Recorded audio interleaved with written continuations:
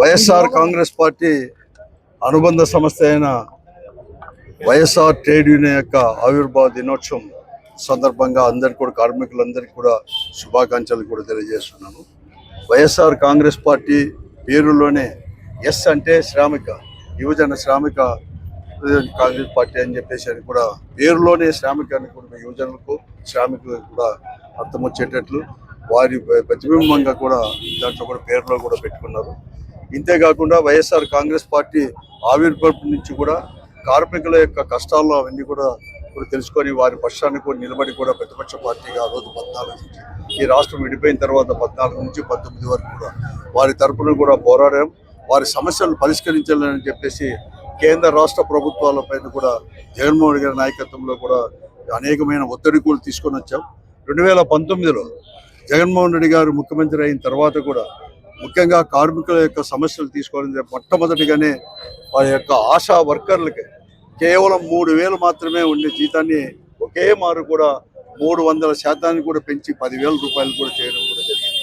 అంతేకాకుండా దీంట్లో కూడా వాళ్ళకు యానిమేటర్లకు అయితే కావచ్చు, బుక్ కీపర్లకు కూడా 3,000, 5,000 రూపాయలు 3,000 రూపాయలు ఉండేది గౌరవ వేతనం నుంచి 10,000 రూపాయలు కూడా గౌరవ వేతనం కూడా పెంచడం జరిగింది.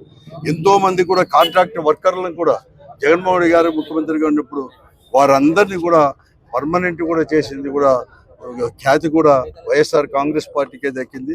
ఇదే కాదు, ఆ రోజు మున్సిపాలిటీలో పనిచేసే కార్మికులందరూ కూడా వారందరికీ కూడా 18,000 రూపాయలు చేసిన ఘనత కూడా వైఎస్ఆర్ కాంగ్రెస్ పార్టీది. అంటే కార్మిక పక్షాన ఎప్పుడు కానీ పక్షపాతంతో కూడా ఉండే వైఎస్ఆర్ కాంగ్రెస్ పార్టీ ఈరోజు కూడా అనేక సమస్యలు కూడా ఎదుర్కొంటున్నారు. కానీ ఆ సమస్యలు కూడా పరిష్కారం కోసం మేము కూడా వైఎస్ఆర్ కాంగ్రెస్ పార్టీ అనేది కూడా ఉంటుంది. భవిష్యత్తులో కూడా వైఎస్ఆర్ కాంగ్రెస్ పార్టీ కార్మికుల పక్షాన్ని కూడా నిలబడి అనేక కూడా నిలబడుతుంది.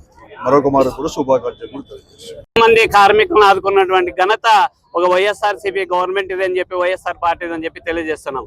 మరి భారతదేశంలో ఏ ముఖ్యమంత్రి కూడా చేయని విధంగా మహాత్మా గాంధీ కలలు కన్న గ్రామ స్వరాజ్యాన్ని తెచ్చినటువంటి ఘనత ఒక వైఎస్ఆర్సీపీ పార్టీది అని చెప్పి తెలియజేస్తున్నాం. మరి గ్రామ సచివాలయం ఏర్పాటు చేసి 2,000 ఇండ్లకు ఒక గ్రామ సచివాలయాన్ని ఏర్పాటు చేసి మరి వాలంటీర్లను కూడా ఏర్పాటు చేసి ప్రజల వద్దలకే పాలన అందించినటువంటి ఘనత ఒక వైఎస్ఆర్సీపీ పార్టీది అని చెప్పి తెలియజేస్తున్నాము.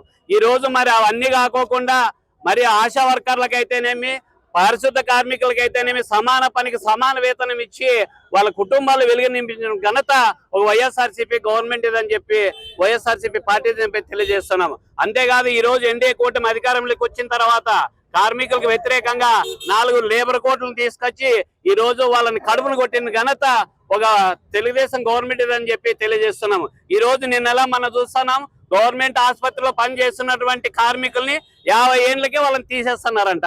అంటే చంద్రబాబు నాయుడు ముఖ్యమంత్రిగా 73 ఏళ్ళు ఉన్నాయి కూడా ఆయన ముఖ్యమంత్రిగా కొనసాగించవచ్చు. 50 ఏళ్ళు పనిచేసి కరోనా టైంలో కూడా ప్రాణాలకు తెగించి పనిచేసినటువంటి కార్మికుల్ని తీసేసి పొద్దు ఎవరో నాయుడు అయినా తన కాంట్రాక్టర్ వాళ్ళ ఉద్యోగాలకి డబ్బులు తీసుకొని మళ్ళీ వాళ్ళని నియమించడం జరుగుతుంది. అంతేకాదు, ఈ రోజు అనేకమైనటువంటి సంక్షేమ విషయంలో అనంతపురం జిల్లాలో నిన్నెలా మన్నా పొద్దున్నే దగ్గుపాటి ఎమ్మెల్యే గారు పర్యటిస్తున్నారు. మళ్ళీ 2 ఏళ్ళు నిద్రపోయినావా, నువ్వేమన్నా నిద్రపోయినావా చెప్పండి, ఒక మట్టి గంపు కూడా వేయలేదంటున్నారు. ఛాలెంజ్ చేస్తున్నాం. స్వతంత్రం వచ్చినప్పటి నుంచి కూడా అనంతపురం అర్బన్ లో అభివృద్ధి ఎంత జరిగిందో ఈ 2019 నుంచి 2024 అనంత వెంకటరామరెడ్డి గారి ఆధ్వర్యంలో ఎంత అభివృద్ధి జరిగిందో బహిరంగ చర్చకు సిద్ధమని చెప్పి మేము ఈ సభాముఖంగా తెలియజేస్తున్నాం. అంతేకాదు, భవిష్యత్తులో జరగబోయే కార్మికుల పక్షాన మేము పోరాటాలు చేయడానికి సిద్ధంగా ఉంటాం. మరి వాళ్ళ సమస్యల పైన కూడా తెలుగుదేశం గవర్నమెంట్ మెడల్ వంచైనా కూడా వాళ్ళని సమస్యల పైన పరిష్కారానికి ఉంటామని చెప్పి తెలియజేస్తూ ఈ రోజు వైఎస్ఆర్ ట్రేడ్ యూనియన్ ఆవిర్భావ దినోత్సవానికి వచ్చినటువంటి కార్యకర్తలు, నాయకులు, ప్రత్యేకంగా అనంత వెంకటరామరెడ్డి గారికి, మిత్రులకి, మీడియా మిత్రులకి అందరికీ కూడా నా హృదయపూర్వక ధన్యవాదాలు తెలియజేసుకుంటాను.